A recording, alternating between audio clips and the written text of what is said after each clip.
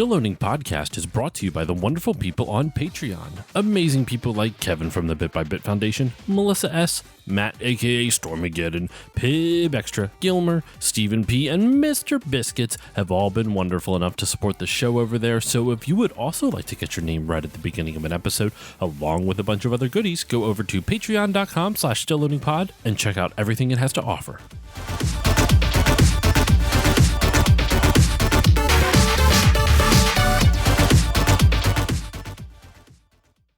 On this episode of Still Loading, this ain't your Captain Ends, Simon Belmont.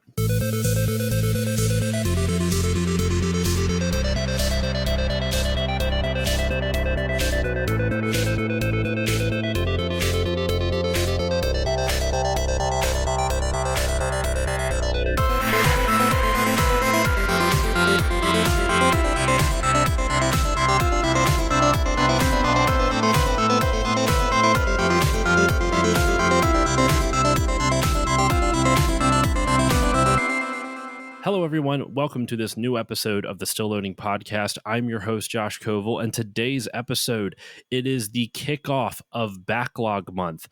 My patrons all voted for it. I put 16 games up, and the 4 games with the most votes won, and this happens to be the first one we are going to be talking about. This game was in my backlog for quite some time, though I have played it for many years. I never beat it. And so this is finally checked off my list. We are, of course, talking about Castlevania.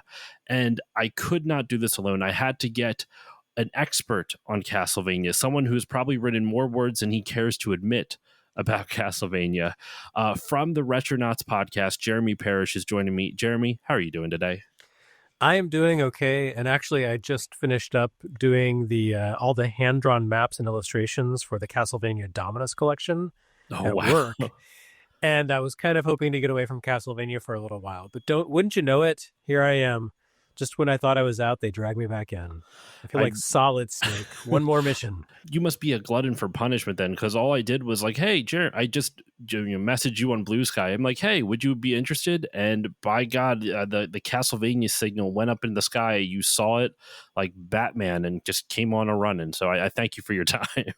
I feel like I need to start paying people back, just like the universe, because people are on Retronauts all the time and give me lots of their time. And I'm always so busy that I'm like, oh, I can't be on your podcast, but I feel like that's not cool. So I need to start being on more people's shows. So yeah, this is just, you could call it community service, but it's more like, just paying my debt to the universe. And if I'm going to pay my debt talking about one of my favorite video games ever, there are worse fates. So I'm happy to be here for sure. I am so happy to have you on. Like I was telling you off mic, Retronauts is one of my favorite shows. It is one of the inspirations for this podcast. And I think you're the third Retronaut I've had on. I've had Nadia on and I've had Diamond on. So happy to add you to this list of ever-growing Retronauts guests. Excellent. Well, I'm glad I could be right there smack in the middle. You still got to get Bob and Kevin. Yeah. Oh, actually, sorry. I did have Kevin as well before he was an official Retronaut. It was before he got announced as an official Retronaut. So you're either really dogging on Bob or you're saving the best for last. You can parse it however you like. I'll get Bob on the show at some point. Bob, if you ever listen to this, you watch out. So, all right, we are here, though, to, of course, talk about Castlevania. And as we always do to kick off these episodes, we're going to talk about personal experiences. Normally, I would let my guest start first, but mine is relatively short. As you could guess, this is on my backlog, so I don't have a lot of nostalgia necessarily for this growing up. I was born a little bit after this game came out, so I like kind of in a weird spot where I could have played it growing up, but I didn't, where I honestly really kind of learned most about it. And this is I don't know if it's going to make you sad or not, Jeremy. We'll find out here. Is the Angry Video Game Nerd, believe it or not. The AVGN is kind of how I got into becoming interested in game history. I wasn't one of those fans that, would just, oh, this game sucks and just stop there like that. Unfortunately, that became a byproduct of that type of content. It was more like when he started talking about all the individual like peripherals and stuff like that. That's what piqued my interest. And so when he did a 3-part series on Castlevania, it was something I'm like, oh, this is what this game is about. And I got to actually learn more about it than just hearing the name. And it's still one of my favorite videos of his. In fact, I watched it to hype myself up for this episode. Oh yeah. Uh, and yeah, that's my experience with Castlevania. Other than I did do an episode on it years ago when I was still learning how to podcast. I don't think it's a very good episode. No offense to my guest for that one, Jamie. Shout out to you. You're awesome friend, awesome podcast guest. I did not know what the hell I was doing, so I was like, you know what? I put it on my backlog list. My patrons voted for it, and now I'm here to do the game the justice it deserves. And here we are to talk about Castlevania. So I'm going to throw it over to you now, Jeremy. Your personal experience with Castlevania, your personal history. How did you first get into it, and just stuff along those lines? Well, have you ever seen the official Nintendo Player's Guide from before Nintendo Power existed? I It was have this. seen pictures of them, but I've never actually been able to like leaf through one or anything. Okay, so back when the NES first shipped, I got mine at the beginning of 1988. So it had just kind of begun to hit critical mass in America. And Nintendo Power had not launched. There was, the Fun Club News, but there weren't really publications about current video games, console games, unless you had the, Fun Club News subscription. So this book that I saw at Kmart really piqued my interest. And so I ended up picking up a copy eventually. And there were a lot of games inside of it covered. It covered The Legend of Zelda, Zelda 2, Link to the Past. Zelda 2, Adventure of Link. That's the one. It covered that pretty extensively, like the first 6 palaces a year before that game actually shipped in America. So it was this weird relic, but it covered Castlevania. And I had never heard of this game, but it looked so intriguing that I became really interested in it. But this was an era where, they had the chip shortage, games were kind of allocated. And so Castlevania had been out for about a year by that point, and it had sold through its initial shipment, and it just didn't exist. There weren't used game stores. There was no mail order, certainly no internet at that point. So over time, over the course of like that spring and summer, Castlevania kind of became this obsession for me just because it seemed so interesting. And all the other games in the player's guide, I had friends who owned it, those games, or I could find them in some way and play them. But Castlevania was elusive. And I got really, really fixated on it. We went on vacation to visit family. I lived in Texas at the time. We went back up to visit family in Michigan. And like at every opportunity along the way, I stopped in toy stores and department stores and, Kmarts and Walmarts and gas stations and rental shops and whatever, just like looking for anywhere I could find Castlevania. The closest I got was finding, the flip tags they had at Toys R Us. Those were a brand new innovation at that point. And I went to the Toys R Us in Flint, Michigan, and they had the flip tag for Castlevania, but they did not have the game because it did not exist. Just teasing you. That's just mean. Yeah. And I was frustrated because I had just enough money to buy that game, but it was not available. And I really wanted a new video game. And I almost... This could have been a like something to change the course of history right here.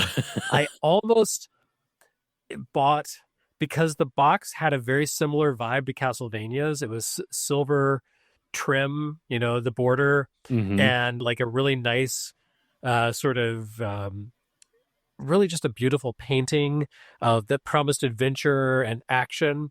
I almost bought Athena, and I chose not to. God bless. If I had spent my money on Athena instead of Castlevania, I would actually hate video games and I would not be here right now. But I held out, and eventually Castlevania was republished, reprinted, and it shipped at the same time as some other games. I feel like I've told this story on Retronauts before. It shipped at the same time as Metal Gear, like the new print run of it came out at Hmm. the same time as the first run of Metal Gear, Metal and I was Gear. obsessed also with the comic book ad for Metal Gear that showed all the gear you could get. I was like, oh, what do I want? Castlevania or Metal Gear? I can only buy one. I ended up getting Metal Gear, but then I got stuck in the game, so I returned it and got Castlevania. So, long story short, it was like 6 months of searching, and in the end, I was weak-willed and got Metal Gear instead. But then I was too stupid to play Metal Gear, so I got Castlevania instead of Metal Gear, and everything worked out. And then, after that, I played that game over and over again and got so I could, play it almost without dying. Like it was just one of those games that I played constantly because it was one of Hmm. 4 games that I owned or whatever. But yeah, it stuck with me, and so I've played pretty much every Castlevania. I did play pretty much every Castlevania as it came out. I'm trying to think if there was one that I overlooked aside from like the ones I didn't have access to, like Rondo of Blood. Hmm. Um, no, Castlevania has just been a Even mainstay. Lords of Shadow. You played Lords of Shadow when it came out. I don't actually count that as Castlevania. It's a fun little extra thing masquerading as Castlevania, and it's nice that it exists, but that's not what Castlevania actually is. Um, so yeah, that's Castlevania, and I'm still clearly fixated on Castlevania because I just finished spending months of my time hand drawing every single section of all 3 of the DS Castlevania games, plus Wow. Haunted Castle Revisited. So if you are one of the people who pre-ordered the Dominus Collection from Limited Run Games, the special edition, you are going to have some unbelievably dense Castlevania maps to hang on your wall. I Dear don't know if they're going Lord. to be legible at that scale, but by God, I did them. And That's insane. the Castlevania team at Konami seems to really like them. So, like, I get Oh, really that's nice feedback awesome. on them. So that's that makes it all worth it. I'm like, oh, the people who are, I don't know if they worked on this game or if they're just stewarding it now, but they're still connected to it. They're like, hey, this is good stuff. So I You feel like know, I did something worthwhile with my life. and like since because now you have some of those connections through limited run, have you been able to learn anything about the development of this original Castlevania through them at all? Just because there is so little information that I was able to find, and I feel like I was looking through this, I'm like, dear God, I really hope I don't embarrass myself in front of Jeremy with this. I've found like the Schmumpalations had a developer commentary, but done through the like what is it? Someone who worked with Hitoshi Akamatsu did a series of tweets and they Mm-hmm. organized it on there, and that's the most I was really able to find. No, that's pretty much all that I've been able to find also. Um, I don't want to misrepresent the relationship that I have with the Castlevania people at Konami through Limited Run. I Hmm. mean, it's all handled sort of indirectly. So, I gotcha. I submit my work to our production team and they share it through a like a proofing platform, and then Konami sends back comments. Um, and like all the relationships there in terms of um, locking down the contracts for the games, those are all done on sort of the executive and business development side. Hmm. So my I've had no direct contact with the Castlevania team, but I've contributed. Actually, I just there's that Materia Collective Castlevania soundtrack box set. Hmm. I wrote liner notes for every single soundtrack in the Castlevania series 3 or 4 years ago. Damn. So I've had this kind of ongoing indirect relationship with Castlevania officially, but it's not like I've sat down and hung out with the people who oversee Castlevania at this point. I mean, I've interviewed Koji Igarashi many times. I met the composer Kinuyo Yamashita, I think is her name, Yes.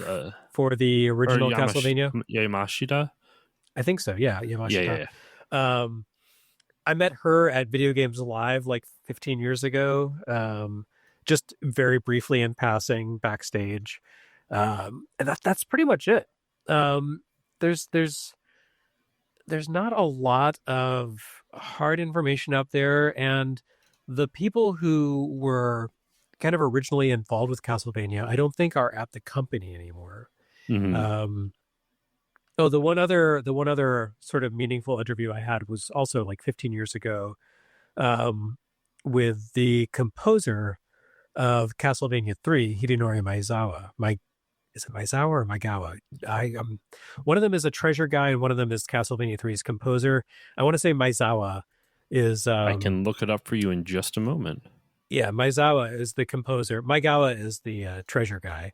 Maezawa Yeah, is the Castlevania 3 composer. Like I was dragged along to this interview with my editor in chief at the time it went up. He was like, "Hey, you should come along to this interview." I was like, "Okay, sure, whatever." So we went to this guy's house. I was like, "Who is this dude?" But then I mentioned Castlevania 3 and the VRC6 microchip, and he got really excited, and he started drawing on a whiteboard and like showing me how he designed the chip so that he could compose music. And I was like, "Oh my god, wow, this is the craziest thing." Like I had no idea what I was doing when I came along with this interview. I was just like, "Okay, sure, hmm Sam, I'll go." And it turned out to be this treasure trove of information. It was awesome. Um, that's so cool. so so yeah, I feel like anything cool that has happened with me in Castlevania has been indirectly, accidentally through other people. But, I love the games, so I guess that's what counts. See, I take the opposite direction with that. You manifested it. You know, you had a vision board without even realizing you had a vision board, and you just tacked Castlevania up there, and it's been guiding you ever since through your career. Yeah, I mean, I was definitely invited along to that interview with Maizawa because my EIC knew I love Castlevania and NES games. He was like, "Oh, Jeremy would be great to have along for this," and so yeah, I mean, it's not just like, wow, what a crazy cosmic coincidence. It's just not something that I deliberately did. I did not set out to interview the composer of Castlevania 3 and designer of the VRC6 microchip. It just happened. Just happy coincidences, man. Mm-hmm. So I want to move on here. I think something that, and I think you'd be better at this than I would, but like, the world of the NES when Castlevania came out, I'm trying not to regurgitate other people's talking points, but I was like when I was doing research for this, I I have not extensively looked at the NES's library as you have with your NES works and stuff. I have nowhere near to that level of intensive research into it. But from just a bare bones look over it, it really seems like Castlevania, at least for the North American launch. I'm not counting in Japan because that obviously had like a bunch of years ahead, a couple years extra of development, and obviously a ton of exclusive releases over there. But it seems like, at least from for the North American market, this was one of like the big first like this is one of the first big third party games that came out after Nintendo, first party stuff. Like, yes, there were third party titles, but nothing to this scale or this scope. Would you agree with that? Am I kind of looking at that correctly, or do you have a different interpretation? Yeah, so the first third-party NES games hit in October of 1986. Castlevania came out in May of 1987. So it's like Hmm. half a year after the first third-party games showed up. You get Castlevania. And the third-party market kind of exploded in spring of 1987. And there were a lot of pretty big games that showed up.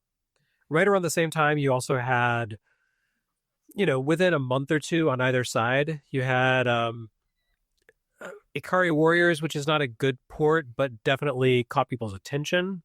Hmm. You had Section Z, which was a really big, substantial game that, it was just a simple linear shooter in arcades, but they added this labyrinth element to it. Capcom did when they brought it to NES. You had You also uh, had Ghost and Goblins, right? That was from that Capcom was as well. actually, yeah, that was one of the first. That was in November of '86. So that kind of came before. And Castlevania is very much designed in the vein of Ghosts and Goblins. It has that very precise like commitment to jumping. Hmm. um, and like very precise attacks and strikes and things like that, and really challenges you in terms of platforming. But it's such a better game than Ghosts and Goblins, and I apologize to the Yeah. Capcom fanatics out there. I mean, all love to Tokuro Fujiwara, the designer of Ghosts and Goblins and other games like Tomba, but Castlevania is just, it's so thoughtful. And Hmm. that's the thing that really stands out about it, because you had some other really kind of ambitious, rambunctious games happening around that time.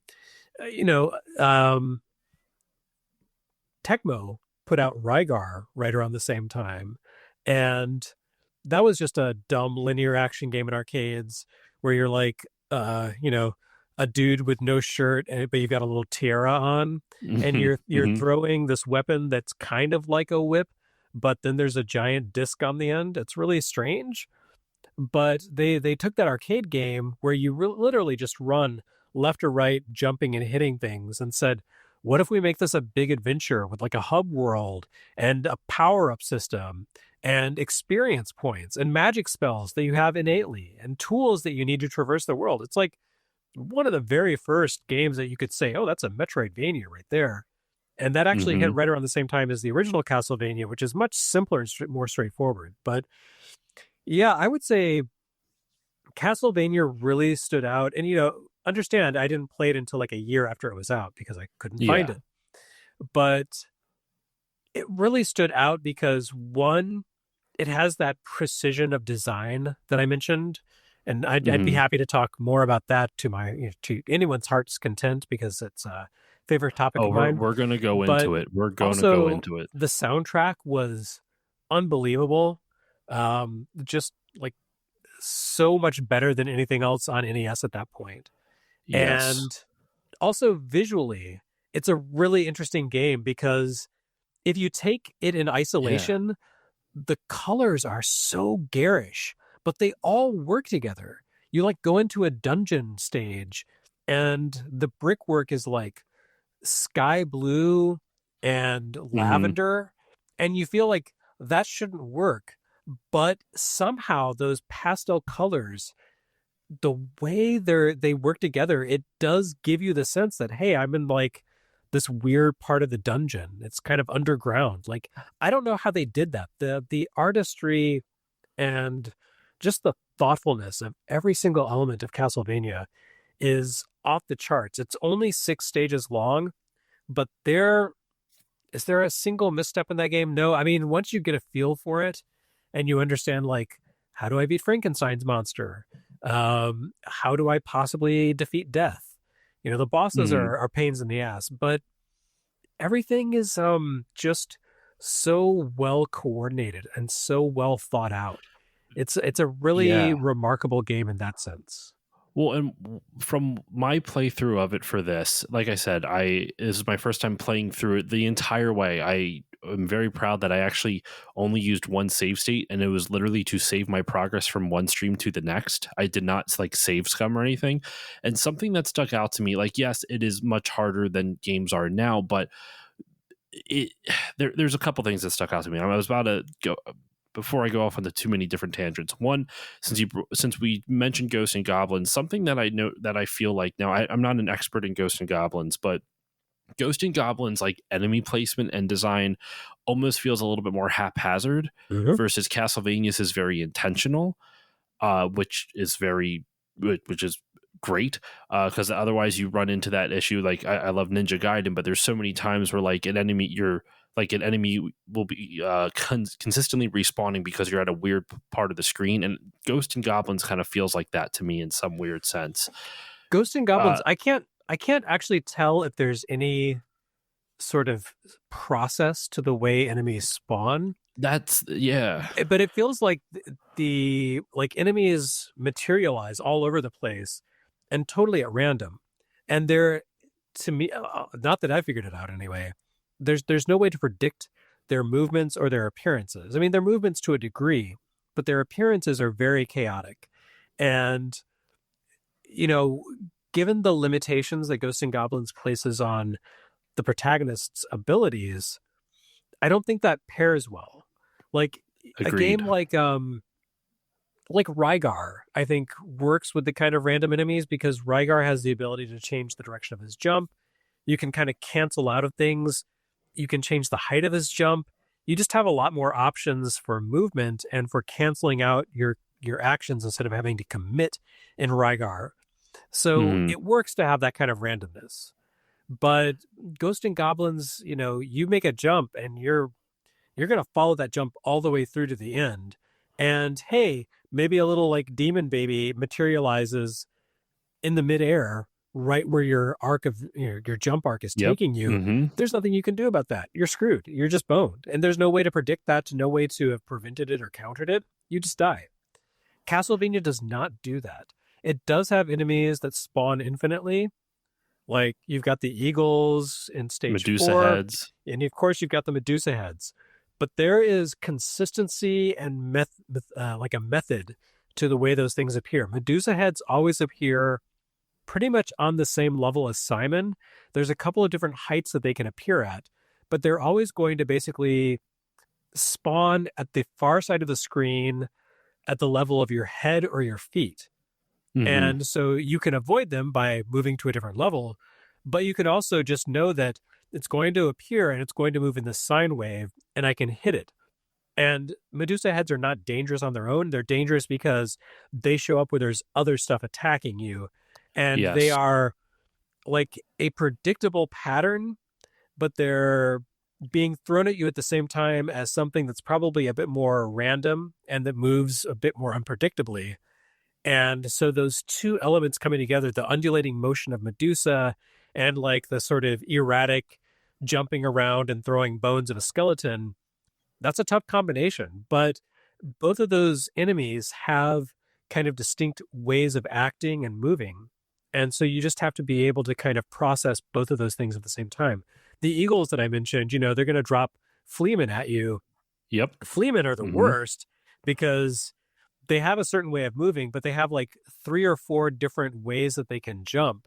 And you never know. Is it going to just like sit there and vibrate? Is it going to jump high? Is it going to jump like short? Is it going to jump a long way forward? I don't know. But whatever it does, you need to take it out as quickly as possible. But the Fleamen always drop a certain distance from Simon, and the eagles fly at different heights. So, the Fleamen have different sort of periods of time, durations that they can fall to the ground, but they're always going to fall at a certain distance from Simon. So you're always able to counter them, but you have to be alert on your feet and respond to them instantly. And so you have to Hmm. kind of decide, like, what's the priority here? Is it the eagles that I could take out, but they're not going to bother me on their own? Or is it the Fleamen? It's the Fleamen. So, That's what I always did, and yeah. especially in that's like I think it's level 3 is where you have that long bridge that you. I think it's level 3 Mm-hmm. or yeah, that long bridge, and like that one. I mean, watching it, I was watching some speed runs of it today just to see how speedrunners tackle it, and it's very different than the way I did it. But like they utilized a lot of holy water and other stuff. But and we'll get into the items in a moment. But like you, I would like you said, just stay alert, and then you just wait for them to land, or right as it is, right when they get too close to landing, and then you use your whip. And one of the things that I really loved about the gameplay of this was that the way they incrementally teach you all the different mechanics, and it's something I didn't really quite notice when I was younger, but like kind of looking through it for this, you first start off nothing, there's no enemies on the screen, you can just whip some torches or whatever, and you can get your whip upgrades. And then you have slow moving single file zombies that don't jump. They have the easiest pattern that you can think of. It's just they charge at you in a relatively slow slash medium speed, so you can either jump over them or you can hit them. Then they give you kind of like those leopards. I don't know what they exactly were. They're like big cats. They kind of remind me of like an easier version of the Fleaman's movement. So they kind of give you a little bit of training on enemies that will lunge or jump over you and then change directions rapidly, but they only do it once versus the Fleaman, which is multiple times. And then the game consistently does those types of things, especially like when they first introduced Medusa heads. It's on a flat plane, nothing else is on the screen except for Medusa heads, so you understand the sine wave and the sine pattern. Then they do it again, but now there's gaps in the floor, so you have to know when to dodge them, know where to kind of get them to spawn on the screen so you can time your jumps and dodge accordingly. um, and then they obviously start throwing him in with more and more enemies. Yeah, so one of the things that they throw in there also is moving platforms with Medusa heads, because it's easy enough to face a Medusa on flat ground if you once you kind of understand their movements. But with the moving platforms, you're moving back and forth, not of your own volition, and the Medusas are still coming at you, and you have to be able to kind of plot in your head where their sine wave pattern is going to bring them into Hmm. range of your attacks, but also when they're going to be in range of your attacks, but not so close that you're going to like run into them or be dragged into them automatically. So yeah, the way they roll out Medusa head challenges really just keeps going up and up, and by the end of it, you're I think the last time Medusa heads show up is at the end of stage 5, where you're on Hmm. the hallway to death, The and infamous it's hall. appropriate. Yes, That's not hyperbole. You're literally going to death. it's literal and metaphorical. So so yeah, you're in the hallway and you've got the Medusa heads flying, but also there's like 3 or 4 axe knights that you have to face, and they're basically this wall that is constantly throwing projectiles at you while the Medusa heads are coming at you. And if you don't have the right weapons and you don't have the right timing, they are just going to chew you up. So yeah, it really kind of culminates in that, and the way they combine like 2 to 3 different threats and in sort of escalating combinations is really just great game design. Specifically, that hallway too. I found in something you've brought up before with how this game is very fair. It's challenging, but it's fair. That hallway specifically, AVGN ranted against it. That's what I was so scared of, that hallway leading up to this. I'm like, this is going to be the biggest headache for me. But once I actually can beat that hallway with just your upgraded whip. How did I do it? Essentially, you just kind of do timed jumps, Mm-hmm. and you just keep just spamming the whip button, spamming the whip attack over and over and over again. Because as long as you're moving in the one direction, Medusa heads only come from one side, I've noticed. And you're generally able to either jump over knights' axes or get them in the air before they get to you. And if they are midair, then you're able to duck underneath them and still hit them. So if you kind of keep that forward momentum at almost a very rhythmic pace, you're Uh-huh. actually able to get through that hallway pretty, not easily, but like you can get through it a lot easier than you're expecting. Because if you try to dodge and weave and go back and forth, that's when they just start throwing everything at you. Axes at 2 different heights, Medusas going at 2 different from 2 different directions. But if you keep a forward consistent rhythmic momentum, you can actually get through that pretty easily. The section of the game that gave me the hardest trouble was actually in level 6, the beginning, but pretty much everything leading up to Dracula.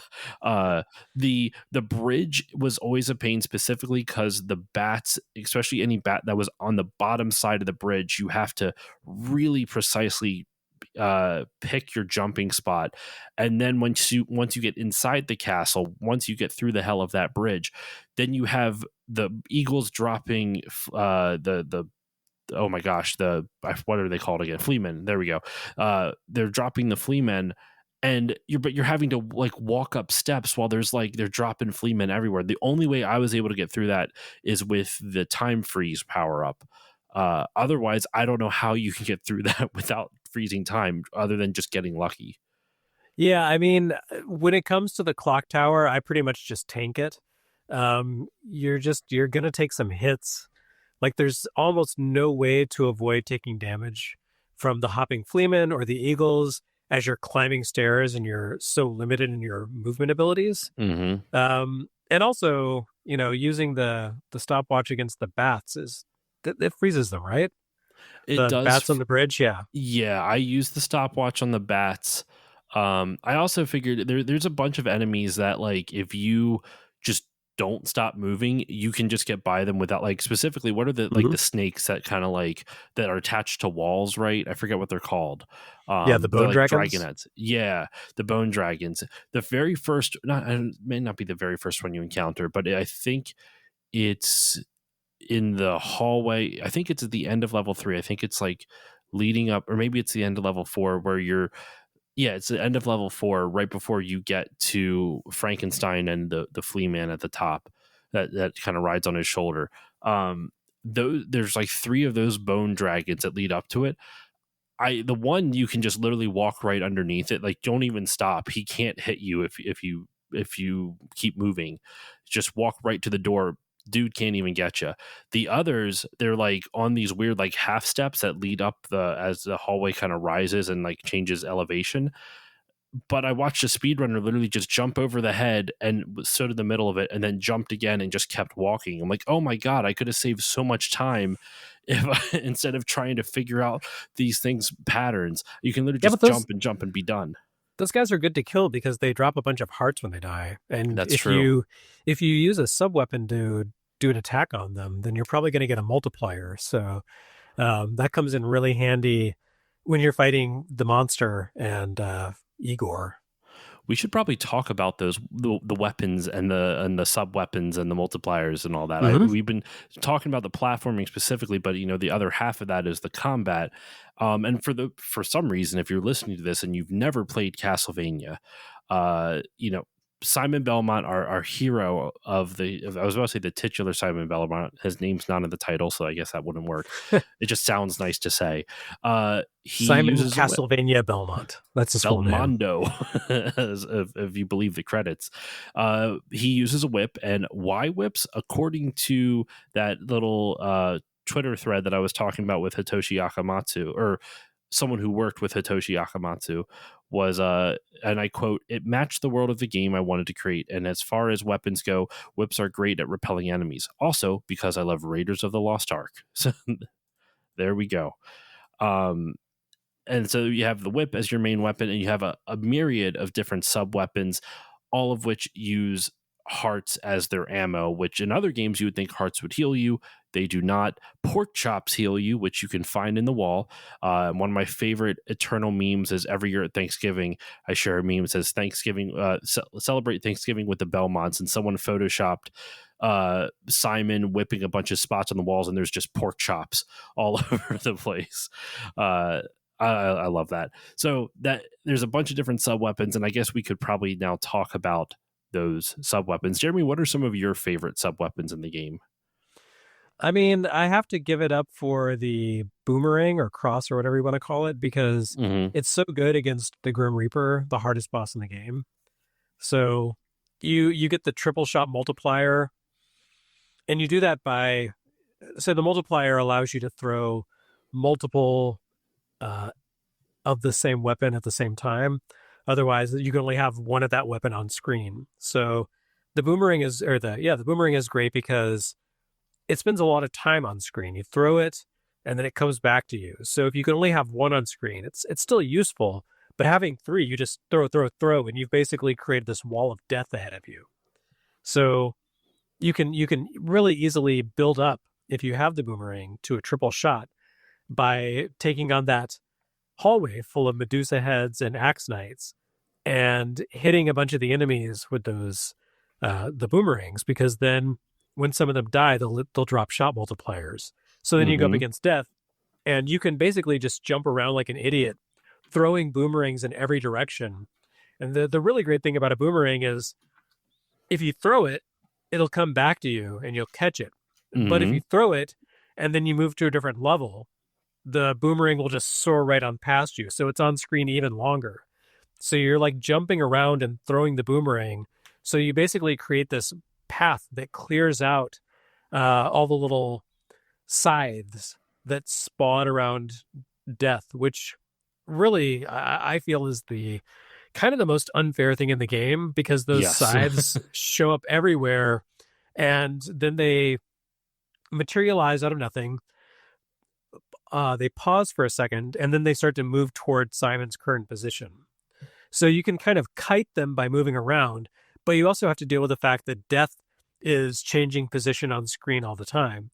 But if you Hmm. just are tossing those boomerangs as fast as you can, then you're kind of like creating multiple paths of clearance that are taking out the sides and will also hit death. And you don't have to hit him that many times to take him down with the boomerangs. So to me, that makes that the MVP. The holy water is very good though. I'm not gonna lie. See, I actually use the holy water for the death fight because That if works you too. can get it, if you get it right when he spawns, because he always spawns in the same spot. On there's a like a bottom center platform. Well, there's a floor, but there's a slightly raised center platform, and then Mm-hmm. there's two platforms. One raised on like even farther raised on the left side, another one raised on the right side, and he always spawns on that right side of the screen on the top on the upper platform. So if you get there with the holy water, especially if you have it where you have the upgrades so you can throw more than one, you jump and throw it and it lands right on the edge of the platform, it stuns him and he can't spawn his scythes. And then as long as you keep jumping and throwing holy water and attacking while keeping kind of a rhythmic thing, kind of like how you would beat the final boss, you can get through that boss fight pretty easily, but you have to do that right when the boss fight starts. Otherwise, the size will appear, and then you're exactly what you're saying, Jeremy, where it just they chase you, and it's the kiting thing is hard too because if they'll all lunge for you, and if you take out one, then they spawn in like four different spots on the screen. So it almost would be better if you can make them follow you once and then don't take any of them out and keep kiting them around. But because otherwise they spawn at random locations and then they all converge on you at the same time. So your dodging options become more limited the more varied their spawn points are, I guess. But I didn't have like the first couple times I was playing it, I didn't have to. I that's what I was trying to do with the boomerang, excuse me. But then once I said, screw it, let me just restart the level, get the holy water because you can get it at a specific spot at the beginning of the level because in level 5. Um, and once I kept it throughout the entire thing, and then once you get to the very end, that's just how I beat him, and it made it so much easier. Than I just could for some reason, even with some of the upgrades to get more than one boomerang on the screen, I just could not seem to really get that.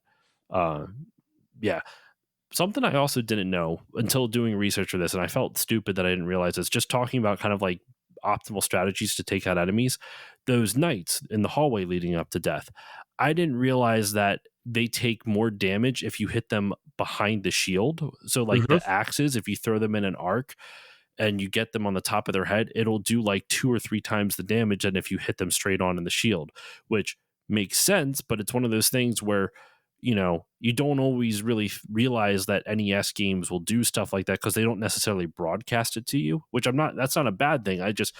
That kind of discovery was really cool. I felt really stupid for not noticing that until if now. you if you attack them with the boomerangs, eventually you'll destroy their shield, and then the boomerang will pass through them instead of bouncing off their shield, and Hmm. will do a lot more damage to them. So you know they're kind of on their last legs when the boomerang does not get stuck by does not get deflected by the shield, but actually passes through it and then hits them again on the way back. But every sub weapon in the game has value. Like the axe, you want to use it against the first boss. Yep. Pretty much anything works against Medusa, who is a worthless boss.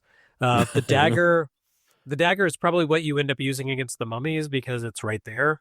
But also, the dagger is really great against Frankenstein's monster and Igor, Oh, because because it's like the one, you same can hit. height as him, Well, right? you can hit the monster from across the screen, which is great. But also, it flies really fast, so it's really good for countering Igor because he's hopping around. But if you hit him with something, it will freeze him. So he'll be Hmm. stunned in place for like 2 seconds. So it's a really good way to kind of take the heat off from a distance. You can sort of avoid both of those enemies instead of getting in close, and it gives you a lot more slack and kind of room to maneuver.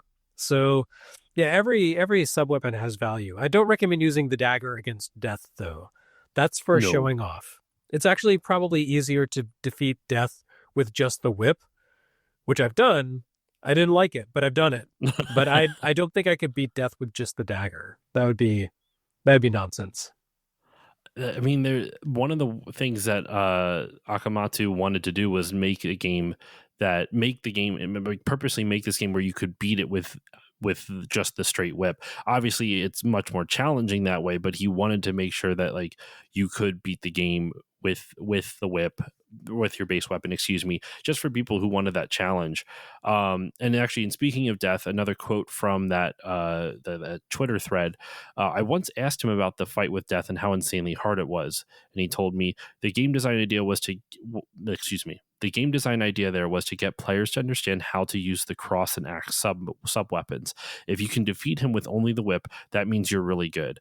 I can't defeat him with the whip alone, but if you read the movements of the sickles, I understand it is possible, albeit very difficult, to beat him with just a whip. Apparently, the test players were able to do it. That's crazy to me. What, beating death with just the whip? Yeah, just the whip. Like I said, I've done it, but it was one of those like I did this one time, and you just have to be in the zone, and I could never do that again. And it's like sometimes you'll go up against Frankenstein's monster, and you just can't do anything. He just destroys you over and over again. And sometimes you go in and you're just like, I've like, I can see the code of the Matrix right now, and I can do this exactly, and I can take out this guy and stun Igor, and they're never going to touch me. But, it's just one of those Zen moments, and you don't always get those. That is the perfect way to describe it. When I mentioned the hallway where you kind of get into that rhythmic thing, to get the hallway leading up to death, that's the exact same thing. Just that trance mode where your hands are moving, your fingers are moving without even really thinking too much on it. And that's one of the best feelings ever in a game. Like it's not really something I guess game designers can truly account for because every player is different. But like when you're playing a game and you're able to get into that almost, not almost, that zen-like state you're talking about, that is a very surreal moment, because then once you get out of it, then suddenly that level is significantly harder, then you get really mad. But so any other things you want to talk about with the gameplay here, Jeremy? We've touched on the progression of how enemies work and how they teach you, and the sub weapons. I do know, like you've talked, I think you touched on it. Forgive me if you went in depth with it, but the intentionality of movement is something I know you're a very passionate about when you're describing this game. Do you have any thoughts on that? Yeah. So the thing that really makes Castlevania good is that every part of the game is designed around Simon. Like Simon is a certain height. He has the ability to attack a limited number of ways. And when he jumps, he can jump one of two ways. He can jump straight up, or he can jump forward in a certain arc. And it's always going to be consistent. And everything in the game is designed around that very limited palette of movements. So, it's one of those games where you don't have a lot of options. The sub-weapons do kind of throw in some variety, and you can sort of customize the gameplay to your preference of sub-weapons. But really, you can walk, you can jump up, you can jump forward, you can attack, you can combine attacking with jumping or walking. I mean, you have to stop, but if you attack while jumping, then great, you're like a moving whip of death. So it's not really a lot that Simon can do, but the fundamentals of the game, like you said, Akamatsu wanted the game to be, able to complete the game just with the whip. And they really did a great job of thinking about how the architecture of the castle works to that effect, how gaps, have certain amount of clearance. You don't have to do pixel perfect jumping, but you have to be precise. And there is a cadence to Simon's attacks. Like he rears back with the whip and then he strikes forward. And, it's a couple of frames of action, and you have to get a feel for it. It's not like a game, a shooter where you press the attack button and the shot comes out and it just flies across the screen. There is like this sort of wind up and recovery time to the whip attack. And if you try to attack while you're walking, it's going to make you stop so you can stand in place.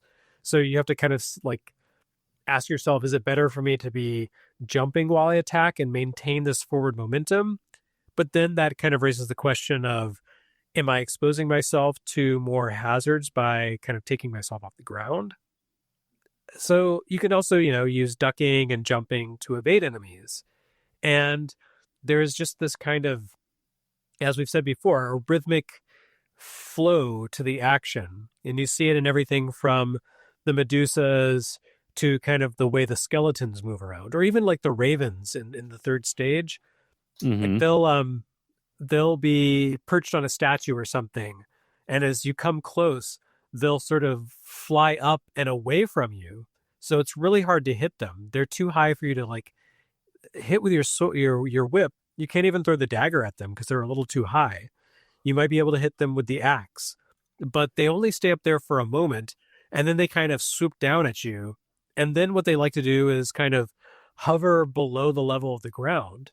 So again, you can't easily hit them. So you have these very limited windows in which to hit the ravens, and they're kind of hovering before they attack. And you really have to watch their timing because it is consistent, but it's like in a game of chess, they're sort of the knights where they have these sort of irregular movements that are Yeah. hard to counter precisely, even if you know exactly what they're going to do.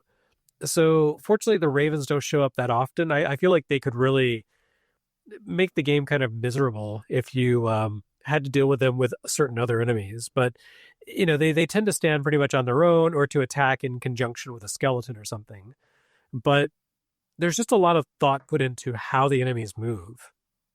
And there was a game I was thinking of. Oh, Ninja Gaiden. That came Hmm. out like 2 years later, and it was very much designed in kind of the vibe, the mold of Castlevania, and tried to capture that feel with the movement and the attack options and so forth. But the thing about Ninja Gaiden is that enemies are much less um, unique and consistent. There are so many different enemy types, and they're all just kind of random. Whereas in Hmm. Castlevania, you have like 10 enemy types, not counting the bosses. And so you really get a feel for how these enemies work and how they kind of attack in conjunction with each other. And then you get some variants like the red skeletons that'll, they're like regular skeletons, but when you whip them, instead of dying, they collapse, but then they get up again because they're soaked with the blood of the enemy or whatever. Um, so you really you have a chance to kind of get to know how each enemy is going to act and react and how you have to counter them. Whereas in Ninja Gaiden, there's just, there's like 30 or 40 enemy types, and some of them are probably just, they behave the same as others, but there just doesn't seem to be as much personality to them and as much consistency. It just, I don't know. Sometimes less is not more. And Castlevania is a great example of I mean, sometimes more is not more. Sometimes less is more. And Castlevania is a Hmm. great example of that because there's not much to that game, but every screen of the game is just really thoughtfully designed. The way enemies spawn, the way platforms relate to one another, the way environmental hazards show up. And I've written about this too, but the way the visual design, there's like a visual language to Castlevania.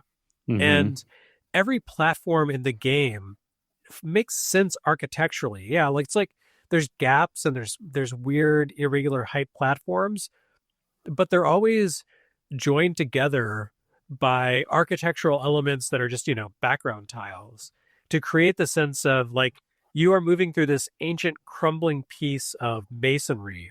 It's this Hmm. centuries old castle and it's falling apart. And this right here, this used to be a bridge, but now, through time, pieces of it have fallen out. And it's just, it really to me speaks to the consideration given. There are no there are no floating platforms in Castlevania. There's nothing that's just like hovering in the air like Super Mario Brothers. And subsequent Castlevania games got away from this. And you do have, in Castlevania 2 and 3 and so on, just like blocks floating in air. Why are they doing that? I don't know. In Castlevania, the first one, they're floating in air because there is a piece of, you know, uh, broken up stonework behind them, and they used Hmm. to be some, part of a bigger structure, and it's just this is what remains. They just put so much thought and love into the structure and design of this game on every level. You can't help but love it and admire it. That is something that, and I think that we can use that. There's a couple. Oh man, there's so many thoughts I have. So one, just to stick with the gameplay for a moment, but what you just said one makes me want to lead into kind of like the overall aesthetic, visuals, and music of the game. So my final thought, the last thing excuse me, I wanted to bring up on the gameplay was that uh since you're like you were saying, it's very like everything's very intentional, whether it's enemy movements, whether it's Simon Belmont's movements, and also the platforms are very intentionally placed to work in accordance with Simon's movements, as you've said. I also think the game's incredibly fair for the time it came out. It even now to a degree where the levels are not long in general. Like Uh-huh. they really are not that crazy long, and if you have a certain number of lives, if you lose a life before you've run out of lives, then you only go back to the beginning of that section of the level, and it's broken up into three different sections. I guess it's technically like there's 6 stages and 3 levels in each stage, or whatever the proper terminology is meant for it. But each overall section of the game, each level, is broken up into 3 different sections. And it's nice because if you lose a life, you start over at that section, not at the beginning of the entire level that you're on. And if you lose all your lives, then you just start over at the beginning of the entire level, not the whole game. And because the game is designed so intentionally, generally once you learn the movements and patterns of the enemies, you can get through it relatively easily. And I shouldn't say easily, but you understand how to get through it as opposed to just bashing your head against a wall, which is a very key difference. Sometimes one of my biggest frustrations is when I don't know what the game wants me to do, but this game very clearly like lays it out for you. So that's first off, that's like one of my biggest pet peeves. So I'm happy this game doesn't do that. Two, when it does set you back, then you just start at the beginning level and then you can just work your way through it. And like I said, the levels, even the individual stages within the levels, are not that long. If you really continue to struggle through it and you get to the final boss, the game's even more forgiving because once you get past the stage I talked about that I hated the most, the sixth level, I guess, where you have the bridge and then you have like the clock tower segment. But once you get past that and you take the stairs up to Dracula's lair, if you lose all your lives, you just start at the stairs. You don't start it back at the beginning of stage 6 or level 6. You start at the stairs. So this game, the entire time, never really gives you a challenge that you can't handle. You don't have a limited number of continues like other games at the time would have given you. You just keep on going. And I think that's incredibly fair. It's insanely fair for when it came out. But even now, like I think the game doesn't give you too much of a challenge that you can't handle, and it doesn't punish you too much for learning the game, which I cannot thank it enough, especially for a game from 1987. Yeah, and they could have gone a lot more unreasonable with Castlevania because Hmm. the game was originally designed to have a save feature. It shipped Yes. on cartridge in America, but it was part of the disk system lineup in Japan. Yep. So it had a stage select. There's actually a little bit of content missing from the American version. There was a piece of music for the stage select screen and like the whole file select system. And they could have abused that. They could have said, well, you can save after completing every level, so we can make every level hard as hell. We can make them super Hmm. long. We can throw in some real bullshit here. But they didn't. They kept it pretty reasonable. It's a hard game, but like I've said, it really it's very fair. Like you said, actually, you said it's very fair, and like I said, once you kind of get a feel for everything, it's really a manageable experience. You just have to kind of wait until it clicks. But once it does, you know, this is a game that could be so unreasonable, but it really isn't. Especially just thinking of the context of the time it came out too. Like this feels like a very it feels like an evolution of what console games would become. For at least from my perspective, not that I, once again, like I said before, don't have the extensive research into the NES library like you have, but just like seeing what games were in like 85 and 86 and, in this in 87, this feels like the next step in what console games would become in terms of, not just in terms of like, level design and whatnot, but in terms of like how the difficulty is determined, what type of challenge, like what is the punishment for failure in games, and this feels like a step forward for what games would become. Mm-hmm. Now I wanted to talk about the overall like visual presentation and like aesthetic and music and everything. And believe it or not, I actually there's so many things I want to talk about. I'll start off with the visual presentation. You've touched on it already, Jeremy, just like how the color palette is bizarre in this game, but it works. Something I also really loved about the visual presentation, and I didn't notice it until now, and I'm sure other people have noticed this, but it's just something that got me excited when I was replaying it for this. The level layout matches the map that you view as you go through the game. So if you look at like they have a bunch of different rooms laid out on the map that you see in between the levels, and the colored rooms are the ones where the bosses are. So if you actually pay attention to where the colored rooms are located, it actually matches the actual layout in the direction that you're traveling. So after, the game starts, you go left to right, and then there is a room with the boss, the bat. And when you see the actual map, you actually see, two or three rooms and then a color room, and that's where the boss was.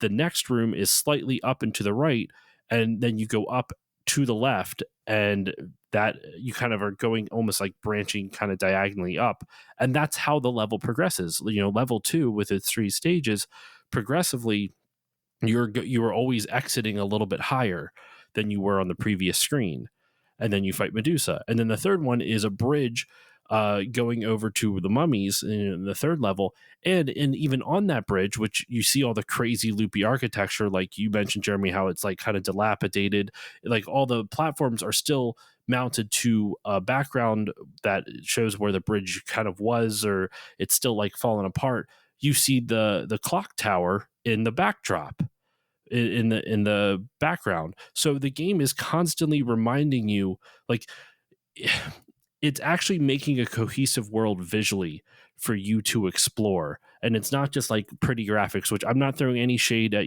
like Super Mario Bros or any other like visually impressive games for the time. It's more than just the graphics look being a step up and the colors working really well and the art direction's really smart. It's also in the way they presented all that.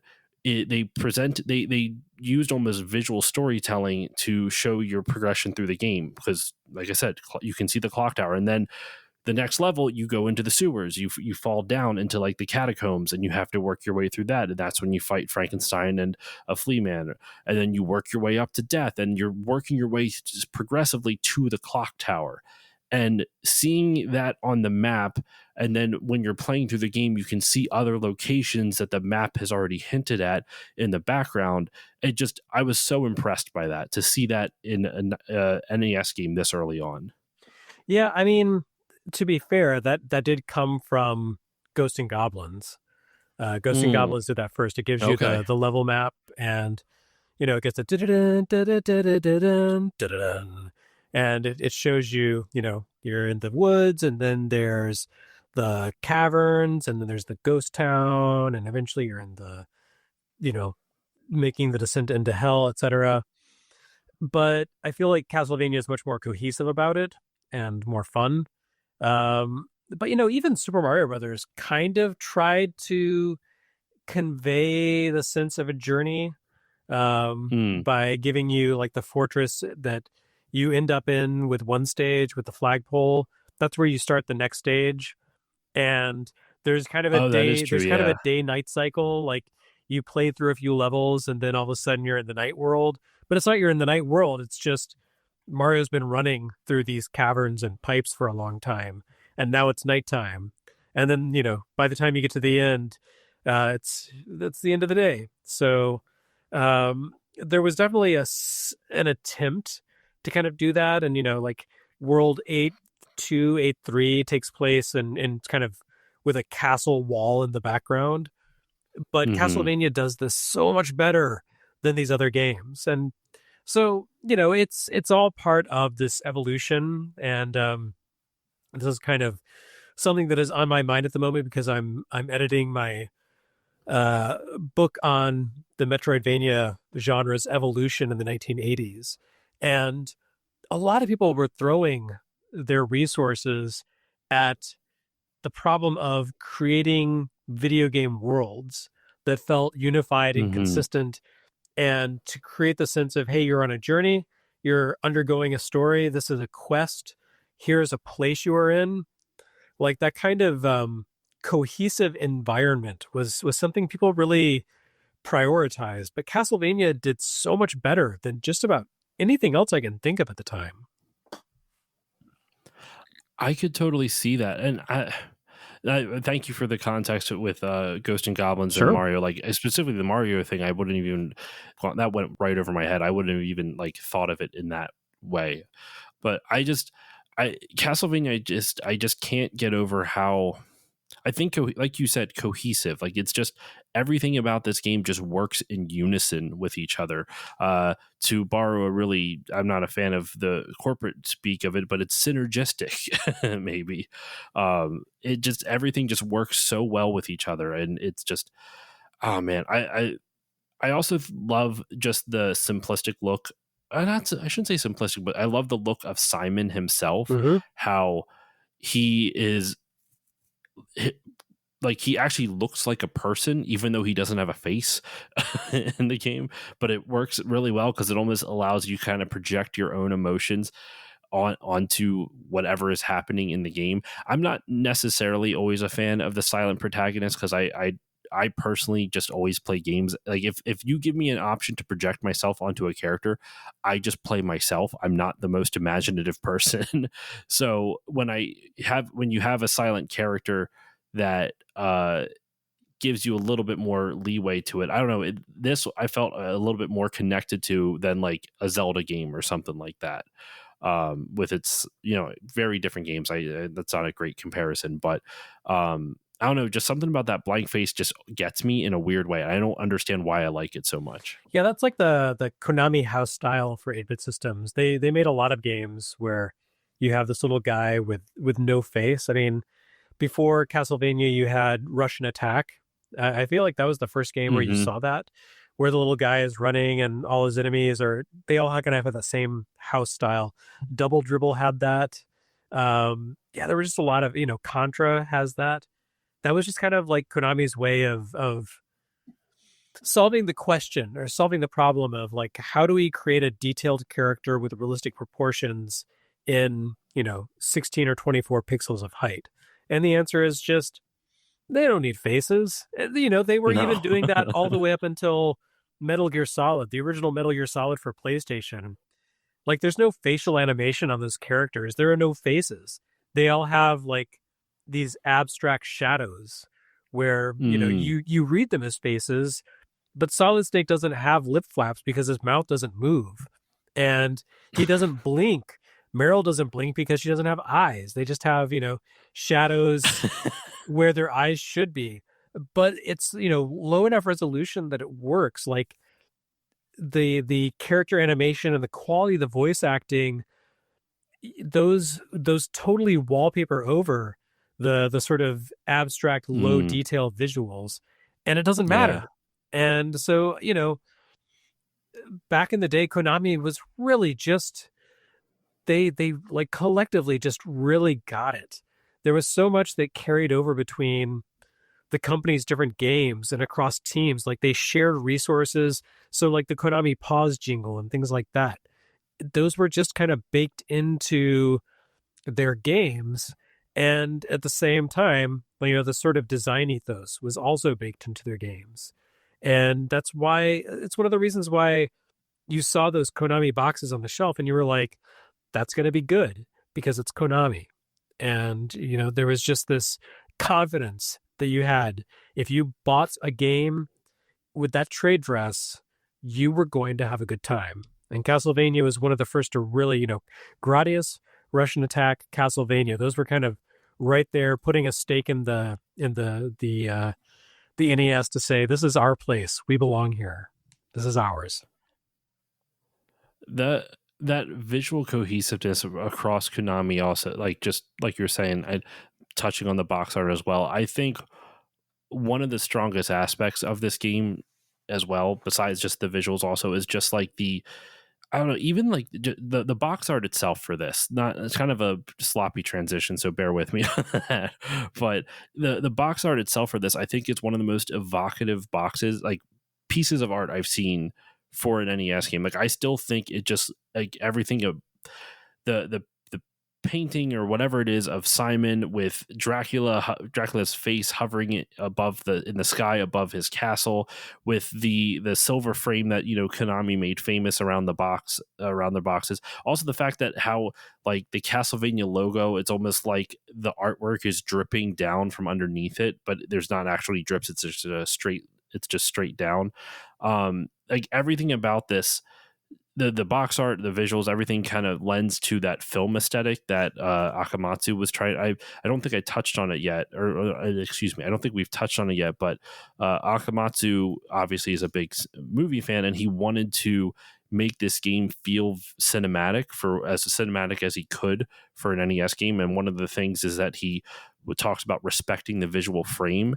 And you can kind of see, like, the very beginning of the game on the title screen, it's got like a film reel type of thing with the little like white lines to make it seem like you're going into an old Universal monster film, which, I mean, if you couldn't figure that out now, listeners, all the different enemies we're talking about, whether you're fighting Medusa or fighting Frankensteins or the mummies or Death or Dracula, this is very clearly inspired by old horror films, the old Universal horror films and whatnot.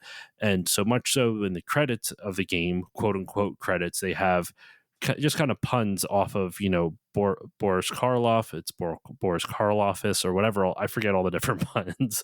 But I don't know. I love so much about what I love so much about this game. Besides, obviously, I've enjoyed the gameplay, but like everything.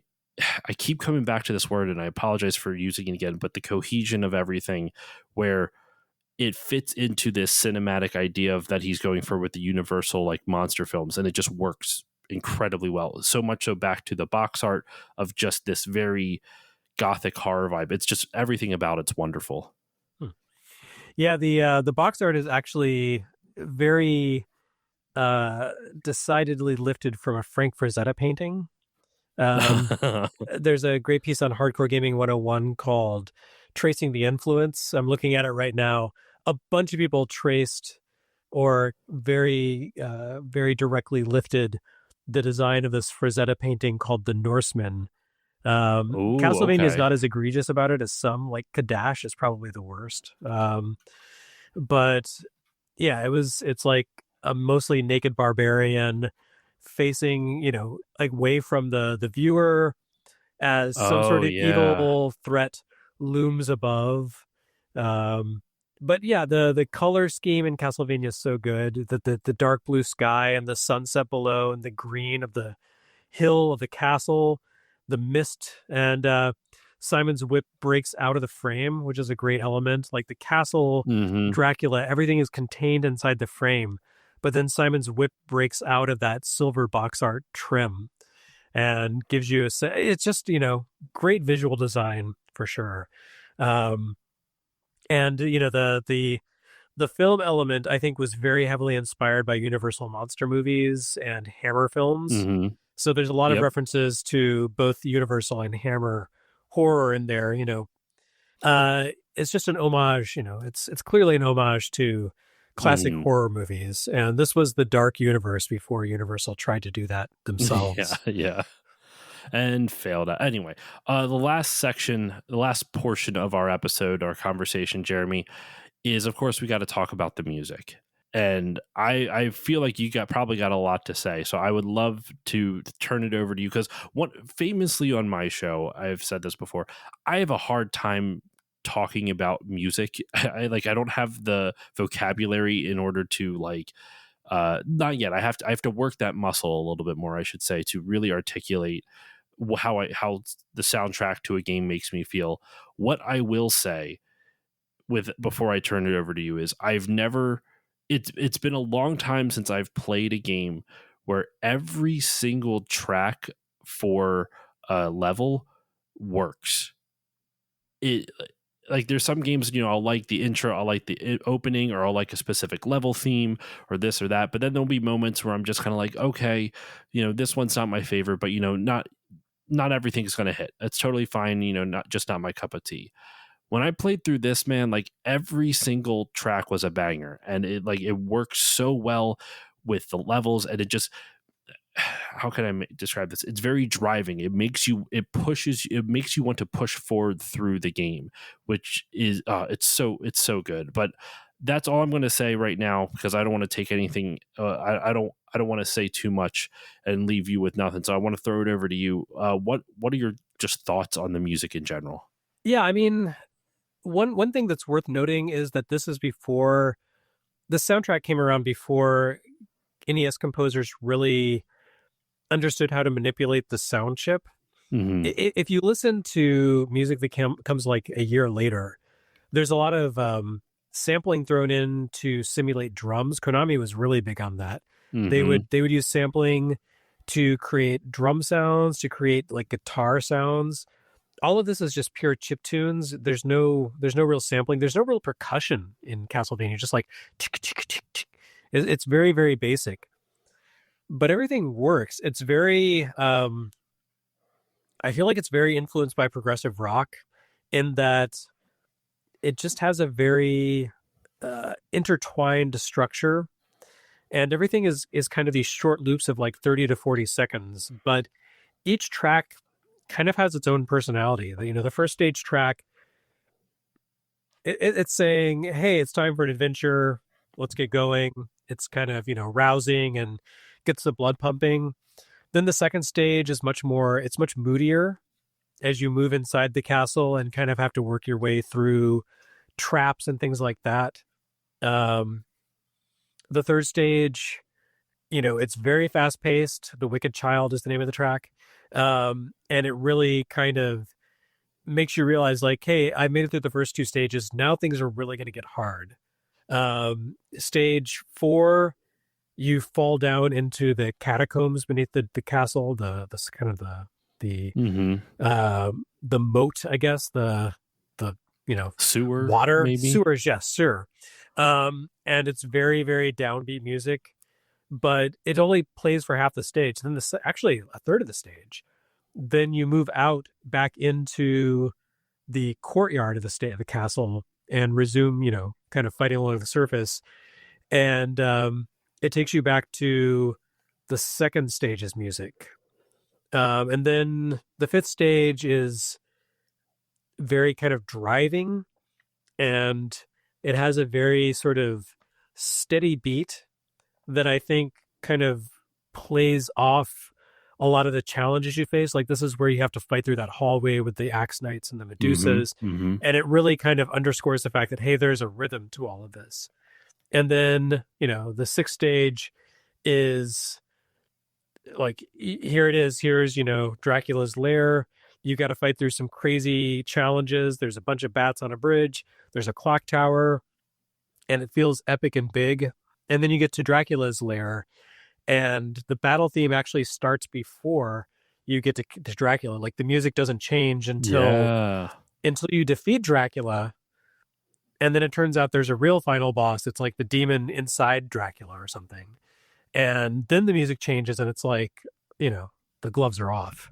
So there's kind of like ups and downs that really sort of define the cadence of the game and help set the mood. And all of it's really, really like phenomenal. And the crazy stuff is, the crazy part is, this was all composed by a freelance college student. I mentioned her Really? earlier, Kinuyo Yamashita. She was like Wow. 20 when she composed this, and she was a freelancer working for Konami. It's it's like, how did she not become, like, the biggest thing in pop music? I don't understand. Seriously. I wonder if she studied like classical music too, because so there's a YouTube channel called Charles Cornell, and he's a jazz pianist, and he he's been recently in the last couple years diving into video game music, so much so he did a Streets of Rage one, and Yuzo Koshiro even like found the video and was like really impressed with his analysis, which was kind of cool to see that type of interaction occur. He did a video a couple months ago. At the time we're recording this, by the time this comes out, it's going to be like a year ago. But on he called it "If Bach Wrote Video Game Music," and he specifically compared Castlevania on the NES to Bach, which it was really interesting to listen to that comparison. So I wonder if she studied any classical music while she was in college or at university or whatnot, because Oh, I'm apparently positive she there's a lot of did. similarities. What, Yeah, sorry? I'm sure she did. I'm positive she did.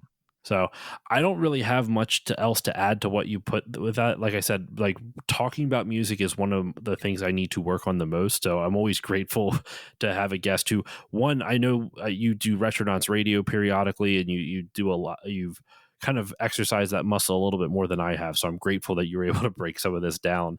Um, I don't have really much more else to add to this. I think unless there's anything else you'd like to say, we can go into our final thoughts. No, let's wrap it up. Bring it on home. All right. So, final thoughts. I'll start and I'll give you, my guest, the final word. Uh, I was very pleasantly surprised with how well, excuse me, this game held up.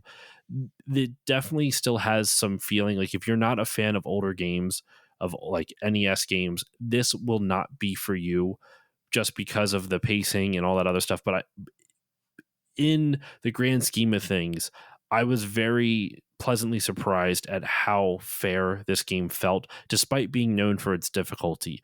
There was only a handful of times where I felt like the game dicked me over. Most of the time, it was me just screwing up and not playing the way that the game was trying to teach me how to play.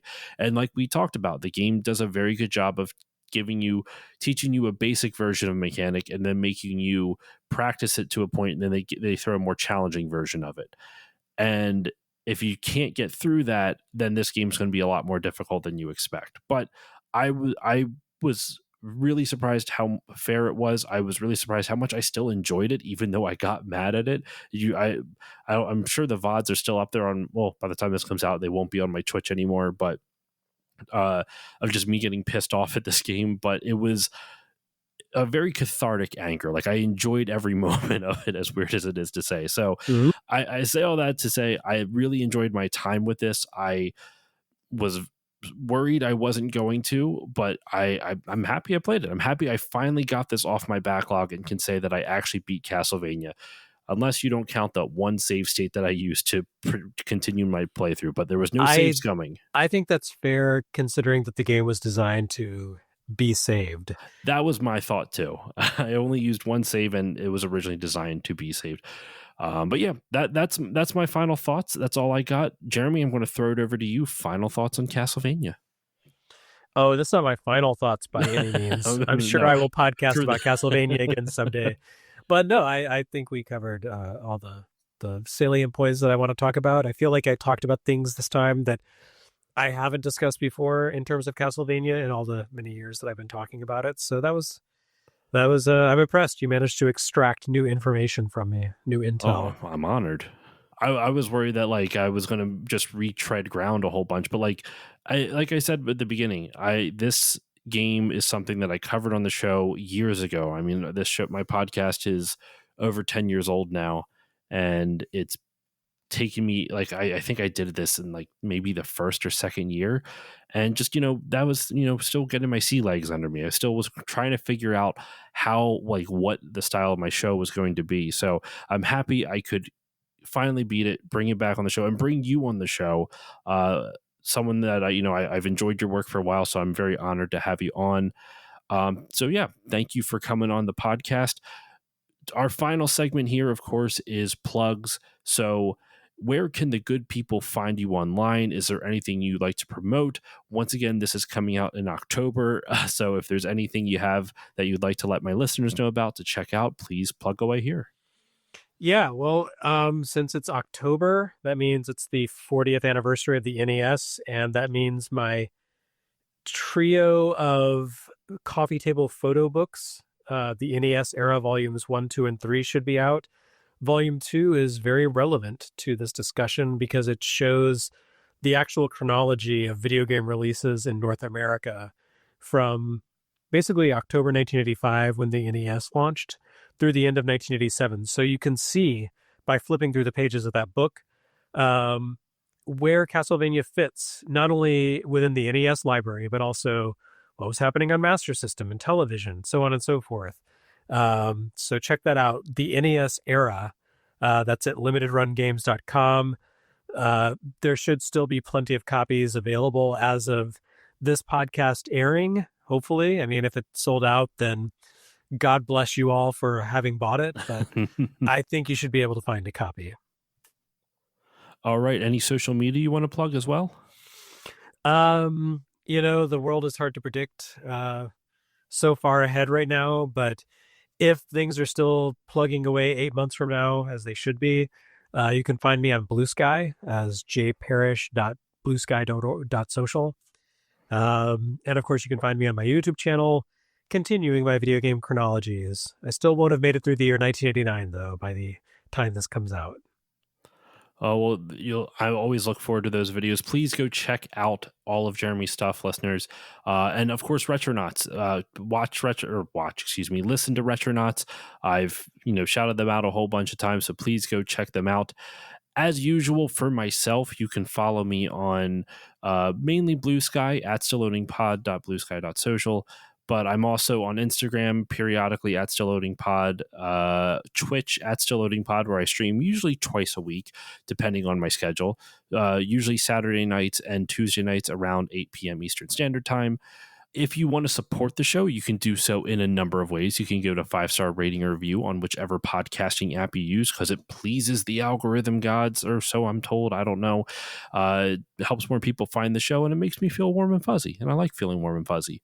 You can also support the show monetarily. There is a Patreon, patreon.com/stillloadingpod. For as little as $1 a month, you get all the episodes earlier with better audio quality, as well as access to patron voting rights, which is one of the ways this topic came onto the show in the first place. So if you would like to help guide the direction of the show, that only costs you $1 a month. For $3 a month, you get everything else, everything in the previous tier, plus patron shoutouts, which you heard at the beginning of this episode. For $4 a month, you get 2 mini bonus episodes, along with all the previous stuff. And for $5 a month, you get everything, all the previous tiers, plus access to my monthly movie podcast, which at the time this comes out, I have no idea what it's going to be. I am recording this in the midst of Still Family, my monthly Fast and Furious movie podcast, where all the guests who join me aren't just friends, their family. But who knows what movie franchise I will move on over to after that. There's all of Still Family will be out by the time this comes out. All of Still Bonding, my entire run of all the James Bond movies, will be out by then. So there's a lot of content for you for $5 a month, but that's all over on Patreon, patreon.com/stillloadingpod. And that's it. That's all the time I have for you on this episode. This kicks off the start of Backlog month, so get ready for 3 more episodes of games that are coming out of my backlog. I don't know the order they're going to be coming in, but I know this is the first one, so go be on the lookout for that. And yeah, that's all the time I got for you. Jeremy, thank you for joining me. Yeah, thanks for having me on. And with all that said, listeners, I will see you all next time.